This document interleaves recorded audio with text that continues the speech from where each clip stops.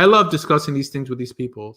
Publicly, they won't say these things. They'll just say it privately and this and that because they know that it sounds silly. So much things that we have to believe in our religion to then on top of that, try to justify nonsensical things like this. You don't seem to like Jews too much. Or is it just the what they do that pisses you off so bad? That's all it is. Yeah, that's all it is. I mean, I love Torah. I mean, you seem to study it dedicated like no other, but you have a somewhat of a poor opinion. I guess at one time you had a fantasy idea of what the Jews were, and evidently somebody told you Santa Claus wasn't real. Mm-hmm. I sympathize with what you're saying. Can I say this before this? I do not mean that with any disrespect towards you. No problem. Okay. And this is a great question. But the reason that what you're saying resonates with me is because being a conservative, I've always said that people on the left also claim to love America, but they constantly crap on America. So if you truly love something, you wouldn't want to fundamentally try to change it. We're talking about the Jewish people. We're not talking about Judaism and Torah. I constantly stand up for Judaism and Torah because I love Judaism and Torah. And I think it's powerful to not just change some men, but all men. Okay, now the Jewish people is something else. There's no commandment to love Jewish people. Ve'afta l'recha kamocha, to love your neighbor as yourself, is to love other religious people like yourself, not people who behave unbecoming of the title Israelite. So anyone who actually knows Jews, this is the way it is. If you live in a Jewish community, Jews aren't happy to see other Jews. Oh, shalom, God bless you. You know, a hug like Messianics behave when they actually meet an ethnic Jew. They don't want anything to do with other Jews because they know that they're typically a bunch of crooks. All they speak is Lashon Hara. This is the Jewish world, okay? And I've lived in a Jewish community since the day I converted, or even, like 3 years before that. So that's 24 years. I lived in Israel, this and that. The difference between me and other Jews is that Jews just don't say it because they have some sort of ethnic obligation to support their people. Not a religious obligation, an ethnic obligation. Okay. I mean, an ethnicity is anything, I guess, because I've lived amongst it so long. I mean, I'm technically part of the ethnicity to a certain extent.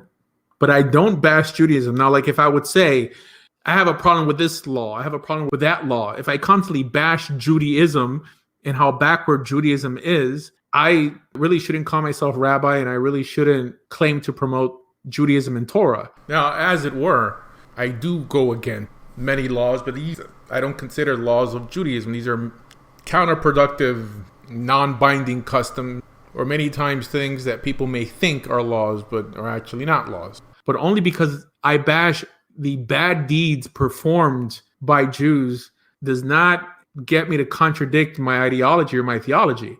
It's like that, then the prophets were the biggest haters. The prophets were the biggest anti-Jewish people because they constantly criticize the behavior of Jews. But don't forget, who's the biggest anti-Semite in Torah but God himself? That is true. Twice in the book of Exodus, God says he's going to exterminate Israel. I mean, take Hitler ride for his money, right?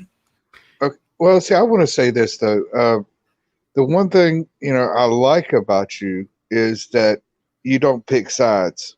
Okay, actually, you have a side, but you'll condemn both sides. If Gentiles are doing wrong, come back to Torah. Like you would say, come to Judaism. But you also look at what the Jews do. It's you're even, and that's why I like listening to you, even though I don't agree with everything you have to say. I respect what you say. Well, I appreciate that. You have to compare me to other people. There's some rabbis that will never say anything bad about what Jews do.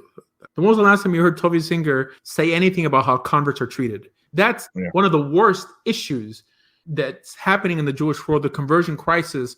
Michael Skoback, Tovia Singer, the ones who make more ex-Christians than anyone else, they don't deal with what's actually happening. So who's doing worse? The person who's disgusted at the behavior of the Jews, or the ones who will defend them no matter what? As a matter of fact, I'm launching this new initiative. Every month, the first Sunday of the month, I'm going to be performing free conversions in South Florida. Absolutely free conversions. Wow. Just come here the first of the month. And I'm not saying Israel's going to accept this conversion and not every synagogue's going to accept them, even though the people we have converted, we probably converted over 1,000 already, have been accepted in around 50% of the synagogues, but absolutely free of charge. Just come down here the first Sunday of every month and we'll convert you. And that's it. And it's up to you what you do with that. That's Is that that's still a a huge basic? Is that still a basic? What's the criteria for? Is it still the basic understanding of you have to know everything just like any other? No, because you're doing it wrong. According to Jewish law, Okay. you don't have to know more than a rabbi to convert. According to Jewish law, what's a famous story? That Stand on one leg. right. A Yes. Gentile comes to Hillel to convert and he converts him immediately. Why? Because being Jewish means nothing. It's what you do after you become Jewish. This is why you can be born Jewish. The title doesn't mean anything. What do you have to do to be converted?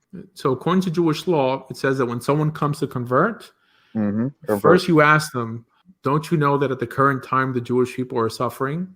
And if they understand this and they still want to move forward, then you accept them immediately. Then it says that you teach him some of the laws, not all of them, lest you discourage him. And then it says that you tell him the laws a second time when he's already standing in the water. So this is an immediate conversion. This is what the law says. Every source of Jewish law, Shulchan Aruch, Mishneh Torah, Masechet Yevamot, and the Talmud says the exact same thing. This is how Jewish conversions are performed. We're going to record all this, and that's it. You know, I didn't write the law. This is it. There's no law that says to discourage people when they come. There's no law that says that you offer them 7 laws.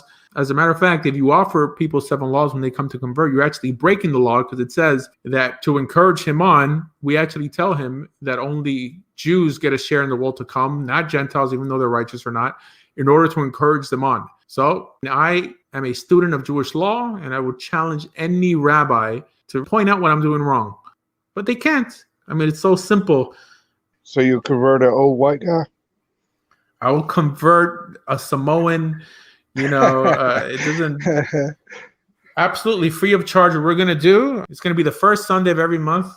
It can't be technically free, is it? I mean, who's going to pay for the mikveh fee, or who's going to pay for? It's not going to be a mikveh. It's going to be a beach, which is a beach, okay. The most kosher mikveh in the world is a beach. You know what? Lest Sounds someone good. say that Sounds the mikveh good. we use wasn't kosher. As long as there are no sharks in it. No, it's a beach. All right. Yeah, if it's a shark, then you'll die al Kiddush Hashem. All right. It seems like Wade's going to take his vacation in Florida next month. That's it. Just come down here and we'll party, man.